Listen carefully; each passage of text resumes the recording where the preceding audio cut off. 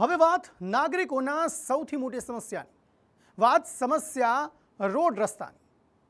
સામાન્ય રીતે ચોમાસાની શરૂઆત થાય ત્યારે રોડ રસ્તા પર ભૂવા પડતા હોય છે, પરંતુ હવે ભર ઉનાળે રોડ રસ્તા પર ભૂવા પડી રહ્યા છે। જી હા, અને આ કોઈ નાના ટાઉન કે નાના શહેરની વાત નથી। અમદાવાદ અને વડોદરા જેવા મહાનગરોની આ દુર્દશા છે। ભર ઉનાળે ભૂવા, રસ્તાના ખસ્તા હાલ, લોકો બેહાલ। ટીવી સ્ક્રીન પર દેખાઈ રહેલા આ બે દ્રશ્યો જુદા જુદા મહાનગરોના છે। એક બાજુ છે અમદાવાદ તો બીજી બાજુ વડોદરા, જ્યાં ભર ઉનાળે ભૂવા પડ્યા છે।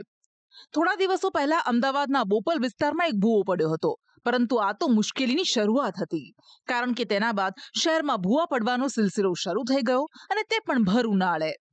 અમદાવાદના દરિયાપુર દરવાજા બસ સ્ટોપ પાસે 10 દિવસમાં 2 ભૂવા પડ્યા છે। હજુ તો એક ભૂવો તંત્રે પૂર્યો હતો, ત્યાં 200 મીટરના અંતરે જ બીજો ભૂવો પડ્યો।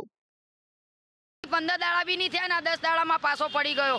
અરે એ ગાડી ટ્રાફિક બહુ થાય છે સાહેબ બેન। આખી રાત ટ્રાફિકમાં છોકરા છોકરી બધાય ગાડીમાં જવાનું આવવા જવાનું, ઉંમરલાયક માણસ કેવી સાઈડ અંડોળી શકે। તો આ લોકો કામ બરાબર કરતા નથી, બરાબર છે। જેવું તેવું કરીને આવી જાય છે ને પાઇપો જૂના લાઈન નાખે છે। આ જેવી ટકો આવે છે એવી ટક ઉપર પડે છે, દબાણમાં આવી જાય છે। જેવો પોલ પડી જાય છે એવા એડ્યા જાય છે એ લોકો। રાતે કોને દેખાતું નહીં તો અંદર જ પડી જાય છે હેઠા। તો આ ખાલી અમદાવાદ શહેરની સમસ્યા નથી, વડોદરાના પણ કંઈક આવા જ હાલ છે।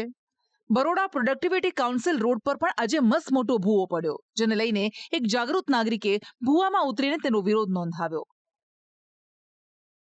અંદાજે 20 ફૂટ ઊંડો ખાડો પડ્યો છે, અને આ આપણો વડોદરાનો વિકાસ બતાવી રહ્યો છે કે વગર વરસાદે ભૂવા વડોદરામાં પડી રહ્યા છે, તો પછી વરસાદ ચાલુ થશે ત્યારે શું પરિસ્થિતિ હશે। વડોદરાની અંદર ભારતીય જનતા પાર્ટી એટલીસ્ટ 35 વર્ષથી રાજ કરી રહી છે।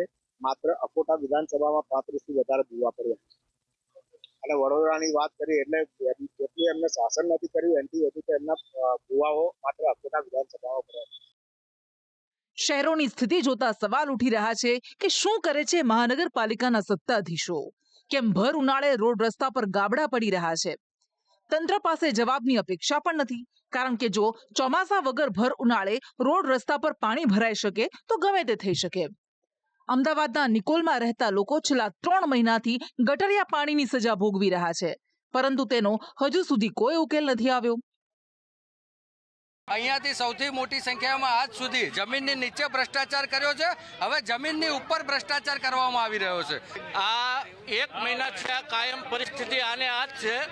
ટેક્સ બિલમાં 1 રૂપિયો બાકી હોય તો ટેક્સ લેતા નથી, અને 1 દિવસ ઉપર જાય તો એનું વ્યાજ સહિત વસૂલ કરે છે। અત્યારે હાવ પ્રજા હેરાન છે આના હિસાબે। શહેરીજનો આ સમસ્યાઓની રજૂઆત કરીને થાક્યા છે, પણ તંત્રને પોતાના નાગરિકોની કોઈ પડી જ નથી। આમ રાજ્યના મહાનગરોના ખસ્તા હાલ છે, લોકો બેહાલ છે, પણ તંત્ર જહાલ છે। બ્યુરો રિપોર્ટ, સંદેશ ન્યૂઝ।